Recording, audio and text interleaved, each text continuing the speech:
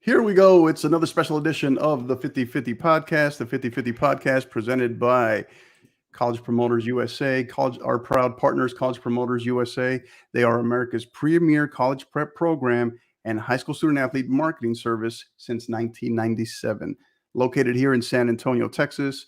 You can find them via social media on Twitter at SATX Recruiting, as well as on Instagram at College Promoters USA. You can also find them on their website at collegepromotersusa.com.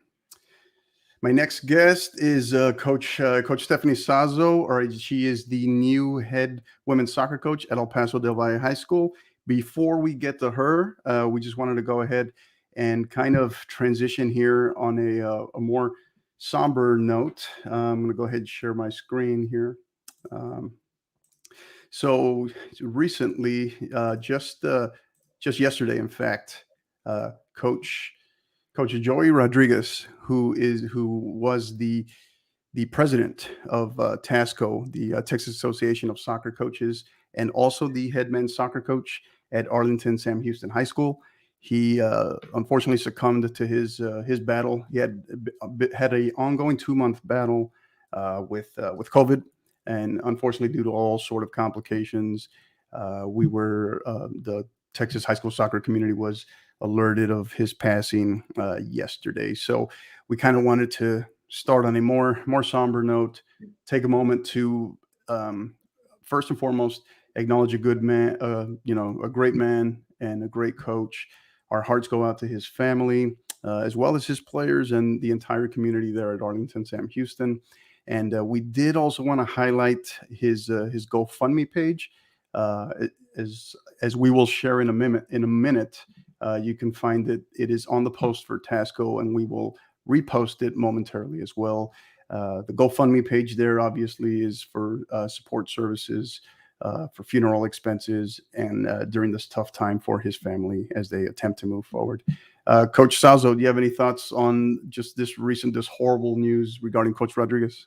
Yeah, I actually was with family when I heard the news of his passing, unfortunately, and it made me look at things through a different lens. And I remember I only met Joey once, and we were at a tournament in, I believe it was the Dallas area, and he was mingling amongst his coaching friends, as was I, and we were kind of just going back and forth on best practices. And one of the things that stood out to me the most, the very first time that I met him, he jumped in right away when I told him I had a problem. I can't remember the problem in particular, but that I was having a problem in particular with this group of girls I was working with. And he literally got a pen and a notepad and was showing me, look, you know what, this is something you can do. This is what I do with my boys, so on and so forth. And so I think that really speaks to his character, just a giving person. And that was the one time that I met him. I know that he's made a humongous impact. And of course, he was the president of TASCO. So I'm so saddened to hear about his passing. And we want to extend our deepest condolences on behalf of the Del Valle women's soccer team to his wife, Lena, his kids, and all his other family. And if anybody has it within their means to donate to that GoFundMe, please, if you can, at the end of the podcast, please, if you can find it in your heart to go and access that GoFundMe link and donate to his expenses. He left a tremendous impact on his community, and I know it's a very, very big loss, not just for his community there, but all of Texas soccer. So we stand with them in prayer, and we'll constantly keep him in our thoughts and our prayers, and we wish nothing but the best. And we hope that his family finds peace and comfort during these times. Yeah, well said. And of note, we talk about obviously Lena and his children, but also his team there at Arlington Sam Houston, as well as the entire Arlington Sam Houston community, but as well as the TASCO family that that he worked with and oversaw as president. So our hearts go out to all of them. Again, please visit the GoFundMe page that is shown here, and you can also find it on the Twitter feed for the 50/50 podcast. We just went ahead and tweeted out that GoFundMe link as well. So please, again, our thoughts and prayers, keep them in your thoughts, and our sincerest condolences to everybody. And we're just going to go ahead, hold it here for a quick moment of silence before we transition over to the podcast.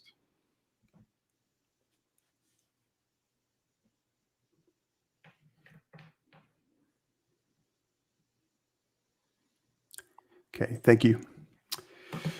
All right, so coming back now to my guest and Coach. She is Coach Stephanie Sazo. She's unfortunately had to deal with my ugly mug for the last 2 years, at least on 4 occasions, as we actually coached against each other in the same district. As she was previously the assistant coach there at El Paso del Valle, and now getting the promotion to head women's soccer coach. So, Coach Sazo, how are you? I'm wonderful. Thank you so much for having me on. And no, it was a pleasure to deal with you. Not an ugly mug. You're a joy to be around. Yeah, I'll make sure. The check is in the mail. The check is in the mail. Thank you for saying that. Thank you for saying that. So, Coach, let's get stuck in. Let's dive right in. Briefly, you don't have to give us the whole layout in terms of your background, but just a little bit about kind of where you come from, where you're from, and maybe tell us a little bit of that journey where you were 2 years. You were the assistant at Del Valle. Is that correct? Is that right? 2 years? 3. Mm-hmm. I got there in 2018, 2019, and then 2019, 20. So this would be my 4th year, but 3 years I served as the assistant. Yes. Okay. So tell us a little bit about that journey, a little bit of your background, but also that journey over the last 3 years as assistant to now as the head coach. Of course. Yeah. So I actually was born and raised here in El Paso. I trained with, fun fact, the same trainer my entire life from the time I believe I was 5 or 6. My elder sisters, they worked with this trainer. And so he trained me my entire life. And he's the reason why I actually got into coaching. So he was the director of coaching of the Houston Dynamo Academy of El Paso. And so at the age of 17, he got me into getting those modules. And so I started to pursue those licenses through USSF. And then from there, it just took off. I graduated from Montwood with a couple of modules under my belt.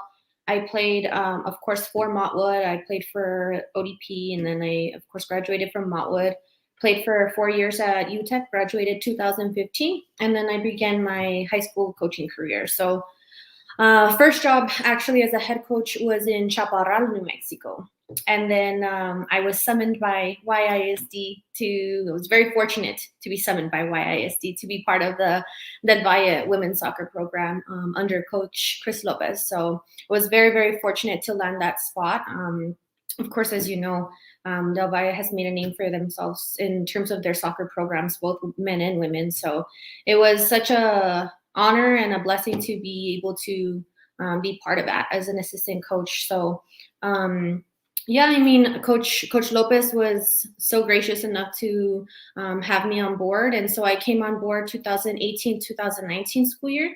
And then from there, I stayed on for 3 years as the assistant and fortunate enough to be given the opportunity to lead the program now. Wow. So that's a lot in a short amount of time. So what is it, when did that get announced? That was in, I think, mid-July, correct? When you took over? Yes, I believe it was sometime in July. I'm not sure the time frame, but yes, it was in July. Okay. So take us through there's that announcement, and then that initial meeting with the girls, with the returning girls, with the team. Take us through that now that you're the head coach. What was that like? And did you feel like you were going to have to now all of a sudden break down, kind of try to rebuild or break any notions of they saw you previously as the assistant coach and not the head coach? What was that like? Yeah, so I was super fortunate that Coach Lopez gave me the freedom to be able to, express myself as a coach. And so I was able to get involved with them even as an assistant, at the capacity of a head coach sometimes. And so was very fortunate enough to be able to take on that responsibility on occasions and lead them in that aspect. And so the jump wasn't too big, and so they already, I think respected the position that I was in, and so it was smooth sailing. As soon as they announced it, I mean, I can't express the happiness and the gratitude that I have for how happy and accepting and welcoming they were. It was kind of almost for them like, oh yes, we don't have to get to know anybody else, and we're happy that it's you. And um, you know, the transition was great. It was smooth. I haven't necessarily had to break bad habits, so to speak. I think they did a phenomenal job at, being cohesive and being coachable and stuff like that. And so the transition, once it was announced, was okay, coach, like we're super happy. Like we would not want it to be anybody else but you. However, we need to get to work. I'm like, all right, all right. Right, right. So how has that been? You talk so, they're ready to go, a familiar face. So there's definitely some continuity there. So take us through. So from when you started back on August 2nd, I believe, to now with the team through the fall kind of class, mini workouts and whatnot, preseason stuff. What is it? What has that been like? You know what? I'll say this. I am extremely proud at the turnout and the amount of work that they have put in. I mean, when I say that they haven't had really time off, I mean it. They have just been in there, dedicated, working hard. And for them, I feel as though they should have tied up some loose ends at the end of last season. And I think this year they want to make no mistake about where they are and who they are as a program. And so they've set out to kind of make the name for themselves. And hey, we're here to work. We work hard. Things are not given to us. And so that's one thing that I can say is like the off-season attendance or weights and conditioning have been phenomenal. They've been in there day in day out working as hard as they can, and the progress has been tremendous. So I could not be any more, I couldn't expect anything more at all. I mean, they've been great. Yeah, and you hit on, obviously there wasn't this gigantic shift in philosophy or team culture really, and you're a familiar face. So a pretty smooth transition for them from what it sounds like, right? But maybe take us through for those other maybe those other first year coaches around the state that are listening here tonight or that will listen to this later at some point, or maybe some of these assistants that maybe they're thinking about taking that, maybe they feel like they're almost ready for that push to be take the reins as a head coach somewhere maybe and take over, have their program. What are you finding in just these couple of months of preseason, that's different from when you were in that role as the assistant, and what are maybe some pointers that you can give some of these possible future head coaches? Well, I think one of the most important key components is consistency and having things scheduled and being consistent with that schedule. I think when you give them a schedule to adhere to and you give them discipline in the form of, for me, for example, would be they have to wear color coordinated outfits. And it's not just because I want to control what they wear. It's I want them to be unified as a team, and just small things like that where you're giving them a schedule, they're adhering to that schedule, be it, their attire, be it their training schedule, or be it, weights and conditioning, giving them that schedule to adhere to and making sure that they are understanding that it's not just, trying to be, I guess, picky. You're trying to instill certain lifelong benefits or lifelong pillars, so to speak, that they're going to use forever. And another thing for me has been, getting to connect with them on a personal level. It's different as an assistant and it's different as a head coach. And I really value the relationships that I have. And I find it super beneficial, at least for me, when you have that relationship to be able to tell them when they're doing a good job, when they're, needing to fix something. They take your criticism, be it good or bad, to heart, and they really want to do the best that they can for you. And so getting to be able to establish those relationships in a newfound way has really given me a lot of perspective, and I think them a lot of perspective and newfound respect. And so I feel like they're ready to work, and they're ready to work super hard because we've spent that time since July when they announced the new position, getting to bond with each other and get to know each other. And I think they're the best that they have been in quite a while mentally. That's awesome. That's great to hear. So talk a little bit now, now you're the big dog, you're the head coach, and now working with your working with your assistant, your assistant coaches, your coaching staff.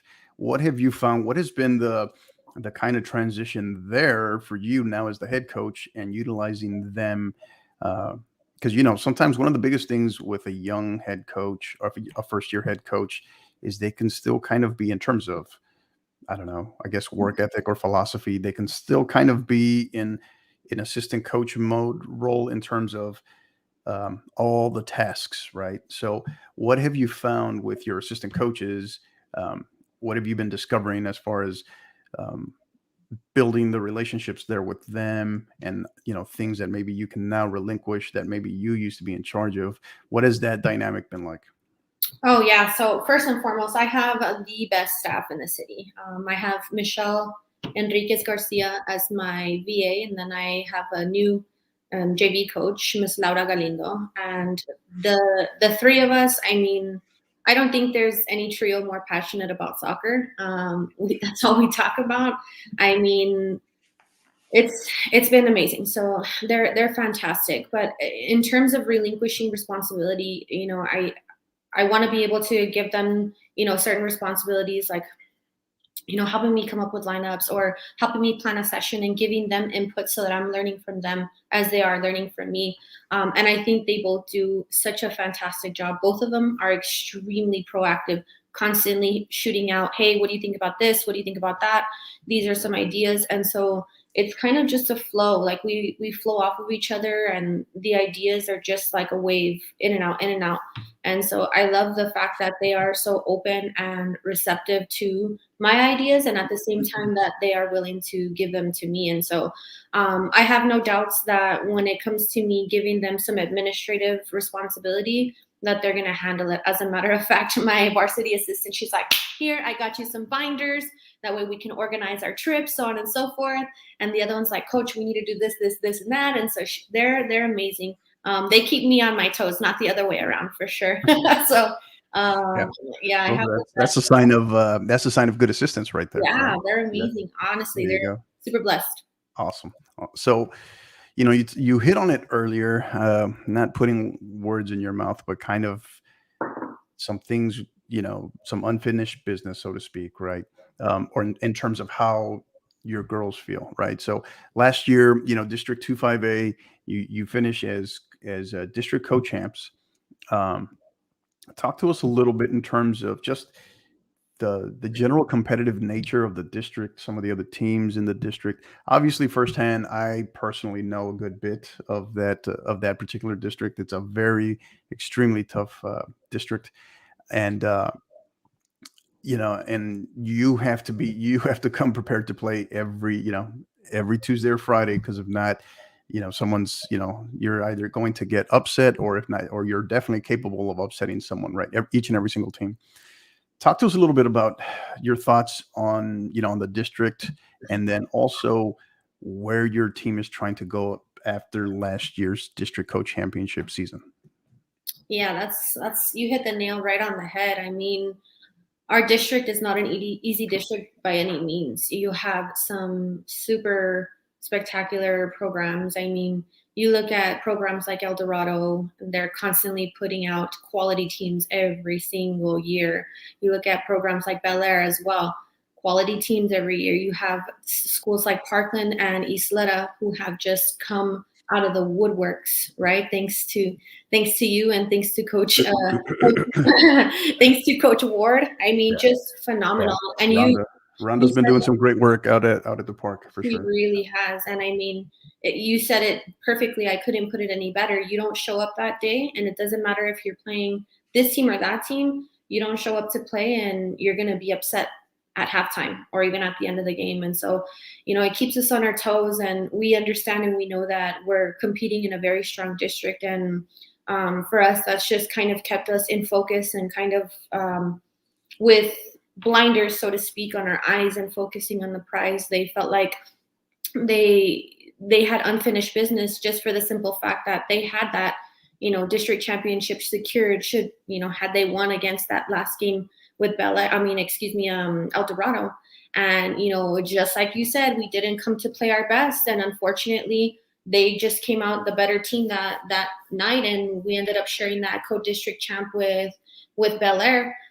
So two quality teams. You got Bel Air sneaking up in that secondary co-district champ spot, and then you have that El Dorado team kind of taking it to us that last game and making us share that spot. And so my girls understand, and they felt that impact, and they understand that that was self-inflicted, and it had nothing to do with the inability to play together or the skill level. It was just a matter of not showing up that day and the work ethic. And I think they've taken that and they've grown and they've watched film and whatnot. And so they know what they have to do, and they understand that every game that they're playing has to be 110% or nothing.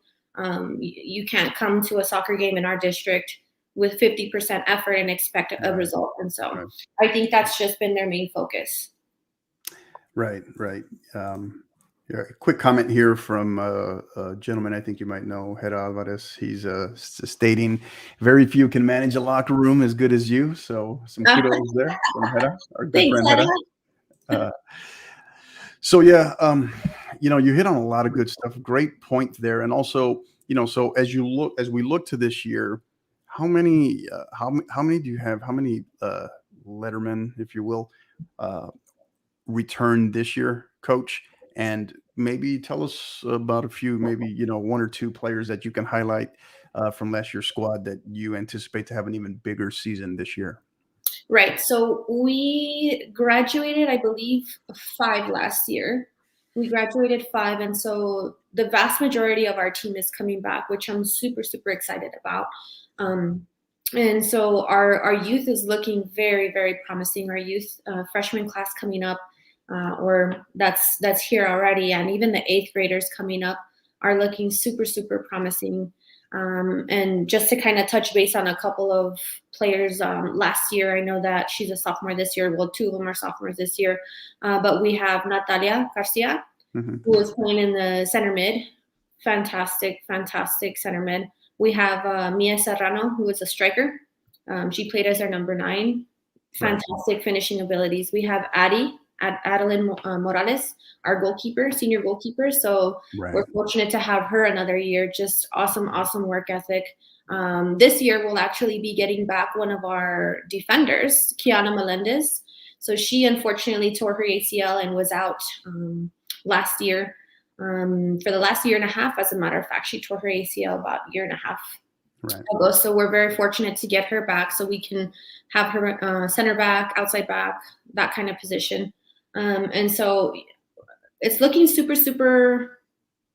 good. I'm super excited, especially our youth coming up. I mean, the possibilities are endless, and the skill level coming up is only going to enhance the team going forward. And what I really like about this squad in particular is that even the younger ones, the freshmen, they're gelling with the upperclassmen, seniors, juniors. They're saying, hey, this is what we need. They are vocal, and those are the things that you kind of struggle with when they're freshmen. They're a little bit more timid, a little bit more shy. And so I'm really loving the fact that we have some youth coming in that's really going to add to our ammunition there. Got it. You mentioned a little bit briefly earlier in terms of kind of the tradition, the history in terms of the Valle, really on both sides of the house. Obviously on the the men's soccer side with Coach Reichman and multiple state titles, and just the consistency on the women's soccer side as well, as far as multiple district titles, kind of making decent runs, good runs into the state playoffs. How do you feel about that kind of that tradition, that lineage, that history? Do you feel a sense of pressure there now that you're in the big seat? How do you feel about that? Oh no, pressure no. I mean, if anything, it makes me rise up to the occasion. I've always been somebody who looks forward to being put under pressure because I feel like that's where I perform my best, and I feel like that's where I give my all to the kids. And so I've been really immersing myself with any kind of professional development, any kind of tool that I can provide, for this upcoming season, and Right. just really getting ready for, November to come. I can't wait for it to come. But, of course, it's kind of hard to live up to a legend, Coach Reichman, right? But you know what? He is the most supportive and Right. fantastic human being I've ever met in my life. If I need a drill for this, or that, he's the first one to sit there and tell me, well, these are the things you can do. And so um, I think being here in the position that I am and being fortunate enough to, you know, coach alongside Coach Reichman, because I'm very heavily involved in the boys program as well. It just gives me a greater sense of pride, happy to, to be where I am, happy to be part of a program that's well known, and just makes me want to be better and give them more than what I have to offer, and just constantly be seeking more knowledge. And so I don't know. I just love where I'm at. I'm super pumped, super excited, and I'm ready to gain some more knowledge. So if you got anything, throw it at me. I'm ready. I'm an open book. I took my notes. Absolutely. I will. Be careful now. Careful what you ask for. Uh, so you mentioned the, from the men's soccer side, Coach Reichman, and just in terms of just the history there. What are your thoughts? What can you share? I always like to ask this of whenever I get a guest here, particularly from El Paso, because it's generally so far west and generally more, or geographically more isolated from everyone else.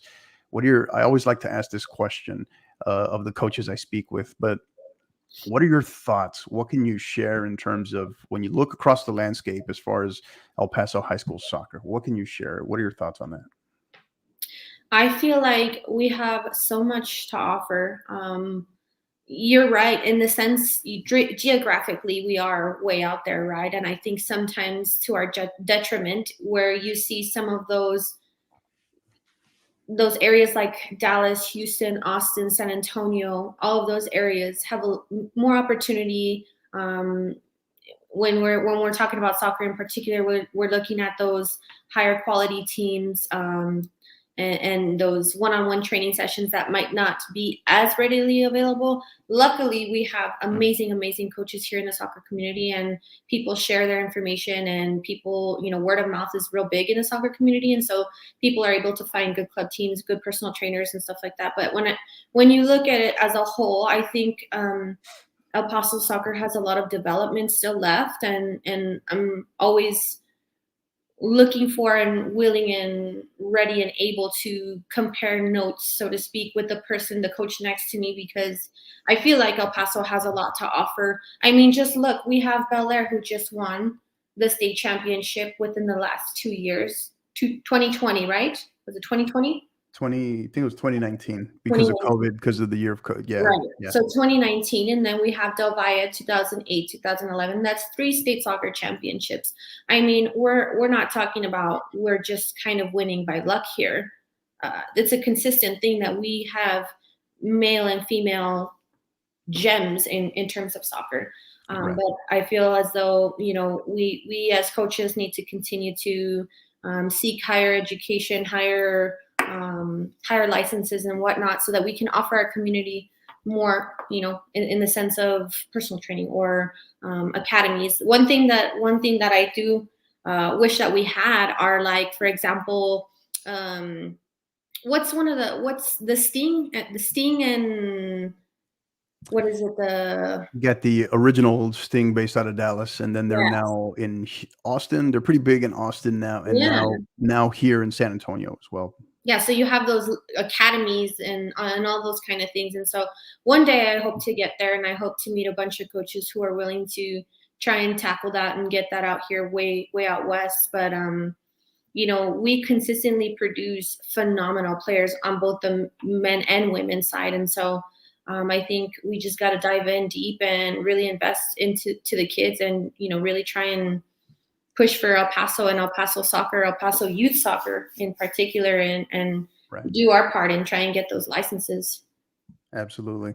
And the interesting thing, I had this conversation a while back with, I can't, for the life of me, I can't remember who I had it with, but it was on the podcast, and it was kind of sharing the fact that looking at El Paso and looking at San Antonio, they're almost identical from the standpoint of producing multiple state titleists on the men's side, but can't quite, and have very talented teams on the women's side, but just haven't had that one in a long time that can break through, right? Mm-hmm. So I think that's also the next challenge, both there in El Paso and even here in San Antonio. So For sure. a quick comment, I think, from Jaden Torres here, talking about your upperclassmen, saying they are great team workers and super helpful and great supporters. And sounds like it's coming from, I guess, one of your freshmen, right? Yeah, she's brand new, Jade. Yeah. There you go. Great. There you go. There's some positive feedback right there. So, all right, Coach, as we start to transition here, we get ready for our next segment. Let's end on a note, ask you a very broad question, kind of put you on the spot, a bit of a loaded question here maybe, but what can we expect from Del Valle women's soccer in year one? Your year one. Oh man. Whew. I think for sure work ethic that can't be matched. Really focusing and honing in on that work ethic. And I think an increase in soccer IQ. That is something for me that I am really trying to increase, is to increase their soccer IQ and getting them to understand the vocabulary and the facets of soccer technically and tactically, and really enhance their soccer IQ so that they understand not only what they need to do, but why they need to be doing it. And so I expect a very soccer savvy team. I expect a team that's going to go out there and work hard and has a lot of grit. And I definitely expect a lot of camaraderie. All right. That's good. That's great. That's obviously always easier said than done, right? But that's why they pay us the big bucks, right? So. Well, I don't know about that. All right, Coach. Well, we understand you're going to stick with us, all right, for our next segment. All right, we're going to bring you back for our counterattack segment where we get to pick on you a little bit, have some fun with you. So don't go anywhere. We'll be right back we'll continue with Coach Sazo.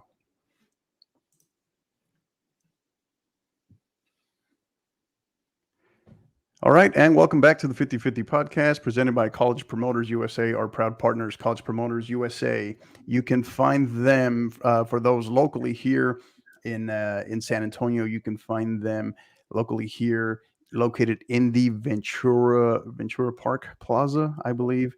That is, for those of you familiar with the area, that is between Blanco 1604 and Stone Oak 1604 in the Ventura Park Plaza Shopping Center. You can find them on social media at SATX Recruiting. That's on Twitter, as well as on Instagram at College Promoters USA. You can also find them on their website at collegepromotersusa.com. All right, so we're back with Coach Sazo, Coach Stephanie Sazo, the head women's soccer coach at El Paso del Valle High School. All right, here's the big, the moment we've all been waiting for, Coach. The big kahuna. All right, our counterattack segment. So we're going to ask you about 10 questions or so. And we just have some fun with you, just kind of rapid fire, kind of off top of your head, no right or wrong answer, and just give us plenty of material to make fun of you. How does that sound? Just kidding. All right. Something seems a little devious behind that laugh. I promise. All right. So first one, any training day or game day superstitions or rituals as a coach, not as a player, as a coach? Well, as a player, it was definitely music. I had to have either beats, headphones, or they had to be playing the right kind of music. I think mentally, I just have to get in the right mind frame. And as a matter of fact, that carried over into coaching. So I'll listen to music towards the end of the day, starting to get focused when I'm trying to just kind of finalize my lineup and stuff. I'll put my AirPods in and kind of just zone in and make sure that I'm making the right choices and putting people where they need to be, and that we're, strategizing appropriately. And then, of course, as you can see, I'm a coffee drinker, so I have to have coffee before every game. Doesn't matter if it's 100 degrees, doesn't matter if it's Oh, 10. I gotta have coffee. I'm the caldo in the summer type gal. Like, oh I gotta have no. my coffee. Oh no. No, no, not me, not me. All right. Okay. So now you're gonna have to evaluate some of these too to see if, hey, do you change it in any way, or do you add something to it? Now that you're, Oh no, I have. Let me tell you one yeah. thing, okay? Now that we're back on superstition, because I know my assistant's gonna tell me. Why Okay. didn't you say it? I never, okay, my hair is never straight. Like maybe 2 or 3 times a year, I'll straighten it, right? So I remember the game that we lost against El Dorado to have to share that district championship. I straightened my hair, and I swore to myself I would never straighten my hair at a soccer game again. Never. So Well, hey, that is hands down, like I will not do it. hey, I really don't know what to tell you, because if you're looking for any kind of hair sympathy from me, I'm sorry. I'm sorry, you ain't getting it. Not here. Sorry. Sorry. Oh. All right. Okay. That's interesting. That's an interesting one. So, No, okay. I was super upset. You could see me in the pictures like this. All right. Okay. Next one. Are you an emojis person? Yes or no? Big time. Big Yes. time. All right. Mhm. Most used emoji. If you had pick one, the one that you easily, hands down, use the most, which one is it?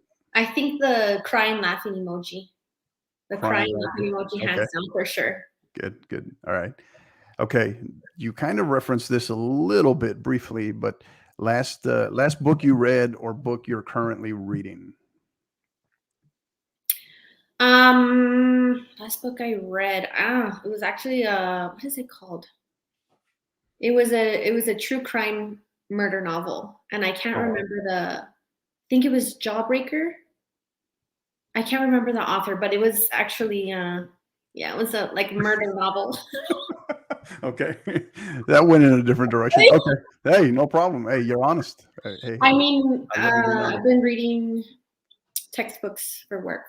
That's what I'm Yeah. reading. I'm reading soccer stuff, Yeah. not Yeah. murder novels. Okay. All right. Next one. Your favorite movie quote. Like, if there's kind of a quote that is you that you love the most out of all these movies that you like, maybe what is your favorite movie quote?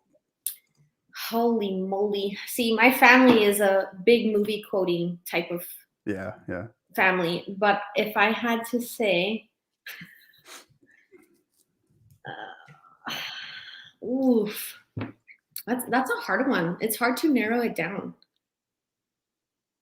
Gosh, I don't know that I could There pick one? There isn't one that you've kind of found yourself using the most, like your go-to throughout the years, maybe?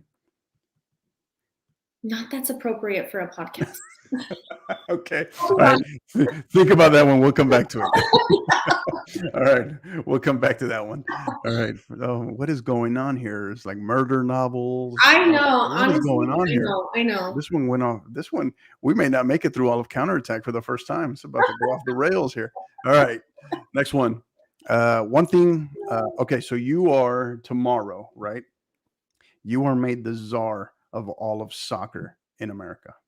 Okay, you're in charge of everything. You call the shots. Anything you say goes. What's one thing you'd change in soccer in this country tomorrow? I think I think honestly, and this is just speaking from the heart, I think honestly, working together more cohesively with colleagues, because at the end of the day, the only people who benefit are the kids, and that's what we're in Right. this for, right? Is the kids. And so I've met some phenomenal coaches that just you ask them for anything and they'll go to the ends of the world. They'll give you their entire life, their last penny in their bag to help you. And then there's, sometimes where we compete with, let's say, high school and club soccer or the DECs and stuff like that. And so I wish that we could work more cohesively for the better of the kids, and realize that nobody stands to gain except the kids. I think that's one thing I change. I'm very passionate about the fact that we all need to work as one big happy family, I guess you can say, and think about the kids more than anything else. And so if I had to change one thing, it would be, you know, take championships and stuff aside. The kids are Right. learning some super valuable lessons that they're going to take on and use. We're not going to be soccer players forever, and so I think that what they learn and the lessons and the life lessons that they get from playing soccer and using soccer as a vessel to teach them those important pillars of life, Right. by working together is super imperative for me. And so, yeah, if I had to change that, it would be that everybody would work together more cohesively. Well said. Yeah, absolutely. Well said. So, all right, next one. I'm kind of after the book and then the favorite movie quote comment. I'm afraid to ask this one, but let's see where this one goes. Favorite, or I'm sorry, who would play you in a movie? They're making a movie of Stephanie Sazo. Who would play you and why? I would have to say, I have to say somebody like, honestly, like somebody like Ronda Rousey that just has it straight face, just kind of like, okay, and just kind of just about business and like Okay. get out, get in, get out. I think if somebody had to play me, it'd be Ronda Rousey because she's just like, there's no games about her. She's kind of just like, yes, yes, no, no. There you go. Hey, that's a good one. That's actually a And my very good kids one. know. My kids know. Yeah, they're probably watching. Like, yeah, that's for sure. Yeah, that's a good one.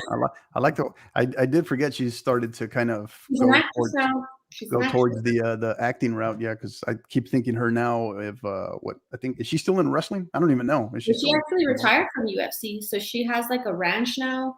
She just had Yeah. a baby, and Okay. she's Oh married wow. to that other UFC wrestler, Travis Brown. So they have this Oh, huge ranch or whatever. But I mean, oh wow. Okay. I I'm did sure not she know that. still dabbles in the UFC or something. Yeah. Yeah. Okay. All right. That's good. That's good.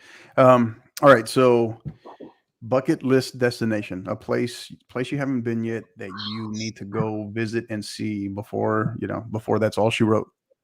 Bucket list destination. I have always said that I will take my mother to Italy one day. Like that's my bucket list is to go to Italy and take my mother there to Italy and just eat all the pasta you can imagine. Garlic bread, pasta, Yeah. all of it. Go see some soccer games. I Oh, absolutely. always wanted to go to Italy my entire life. Always. Yeah. So that's top notch.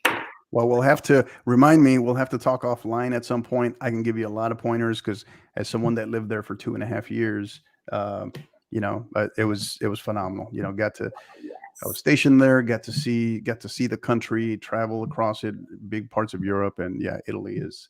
It's Uh, amazing. Is the you'll food amazing? never you'll never quite look at Italian food in this country the That's same what I'm saying. once you go there. That's Yeah, why I want to take my mom there. I'm yeah, telling you, my entire family's a huge pasta family. Like it's Mexican pasta. Like we are huge on Mexican and pasta, but like right. pasta in particular. Oh yeah, that's my go-to. I'm a foodie, in case you didn't know.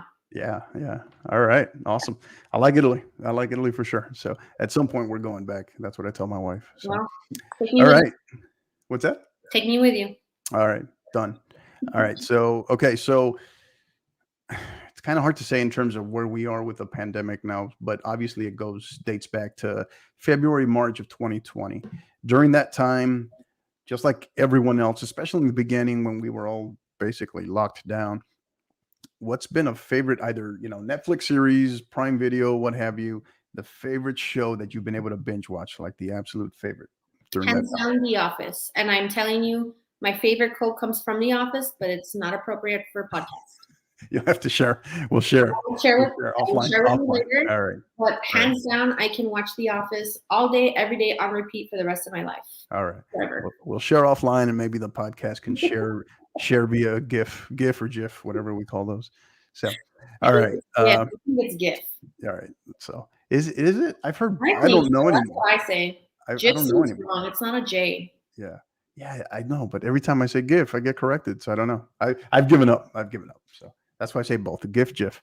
All right. Next one. Morning or night person? Night person. I'm not a morning person at all. At all. No. No. All Mhm. right. Okay. So how much coffee does it take in the morning? Is it Oh like no, just one? I'm not playing around when I say that I have I think it's a 32-ounce Yeti Uh-huh. to the brim. To the brim. Start drinking it around 6:30, 6:45, and yeah, I'm starting to like come around and start to smile and be happy by around 10:30. Before 10:30, try not to come around. So from 6:30 to about 10:25, it's like pure That window of Ronda Rousey face the whole yeah, time. the Ronda Rousey troll face. Just please let me get halfway on this 32-ounce Yeti. All right. All right. So last one. All right. Last question here, Coach. You're doing great, by the way.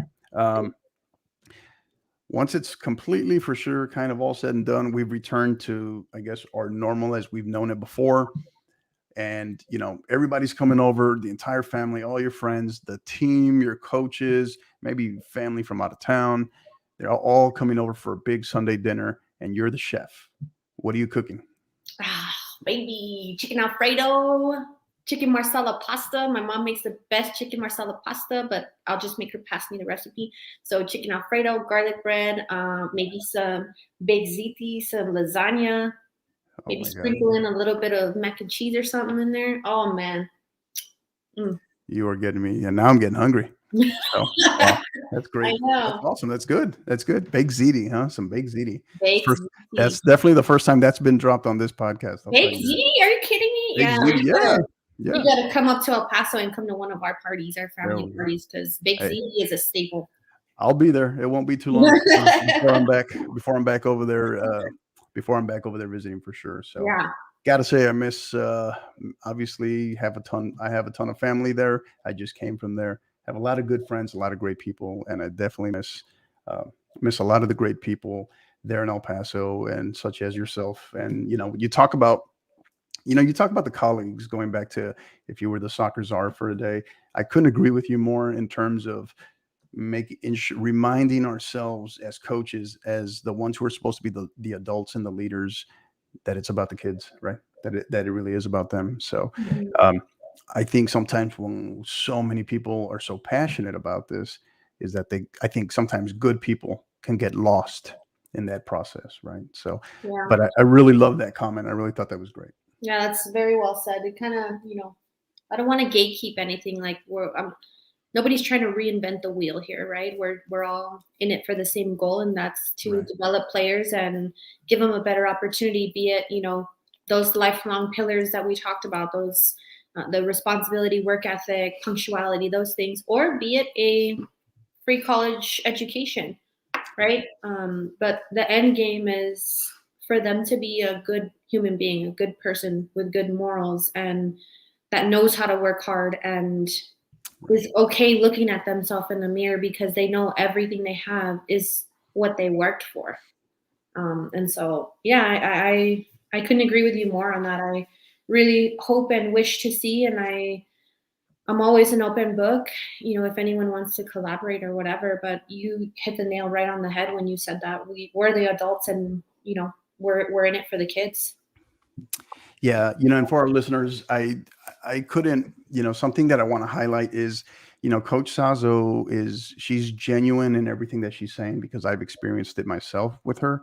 She's very much similar to we're very much, collaborators and bounce things off of each other. Even though we, or were coaching at rival schools, we still understood the bigger picture, or I like to think we did. And, just very much an open book, very much, hey, we suited up, we play against each other twice a year in district play, but that doesn't necessarily make us enemies. We're there to compete. We're there to, give each other the best, have our teams compete against each other to the best of their ability. But at the end of the day, we're part of that bigger fraternity, that coaching fraternity that's supposed to be trying to grow this game and push this game forward. So, yeah, well said. So, Coach, this has been absolutely great. I know this has been long in the making. We had talked about this for a while. I appreciate you being patient as we were trying to move into our house, and here, making the moving into our home, which was we took a detour in the process. And also, the studio's far from complete, but it's a work in progress. But we're very blessed to be able to have a coach of your caliber, more importantly, a person, a high quality character person of your caliber. So I can't thank you enough, Coach, for your time. I wish you the absolute best of luck along with your girls, your program this season. And only thing I got left really is do you have any final thoughts, any final words that you want to share?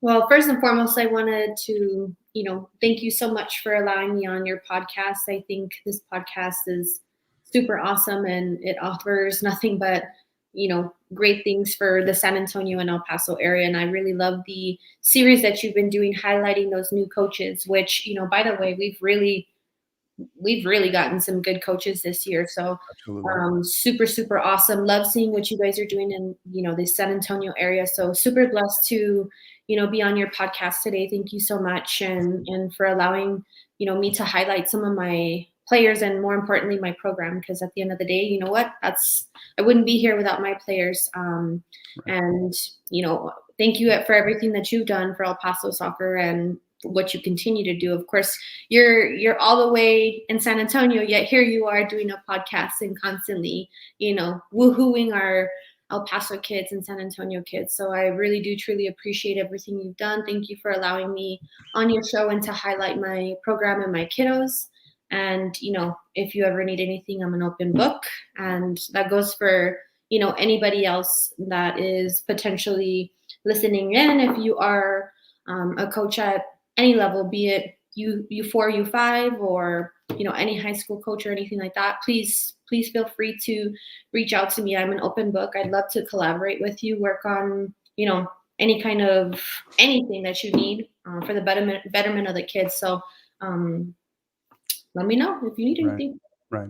Perfectly said, Coach. That's well said, and we appreciate that. Reminder, everybody, she does mean it, but also keep in mind she's not an open book till after 10:30 a.m. Yeah, and that window, the troll window. 32 ounces of coffee, right? So 6:30 to 10:30 a.m. is a no-go.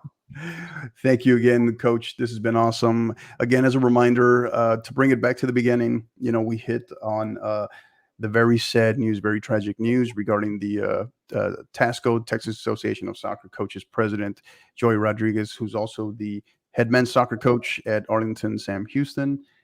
He unfortunately passed yesterday due to complications from COVID. So his entire family, friends, his program, the Arlington Sam Houston community, all in our thoughts and prayers, as well as the Tasco soccer family, all in our thoughts and prayers. Please go visit you can go to either the Tasco Twitter feed or even the 50/50 podcast. We tweeted that recently, the GoFundMe page. Please consider any donation during this time, this special time of grieving and mourning. Anything you're willing to donate, anything you can give would be greatly appreciated. So again, our sincerest condolences, our thoughts and prayers are with everybody and regarding Coach Joey Rodriguez. Rest in peace, Coach. Again, Coach Sazo, thank you for everything. Really appreciate it. Had a lot of fun having you on here. And to our listeners, the routine. Keep downloading and keep listening.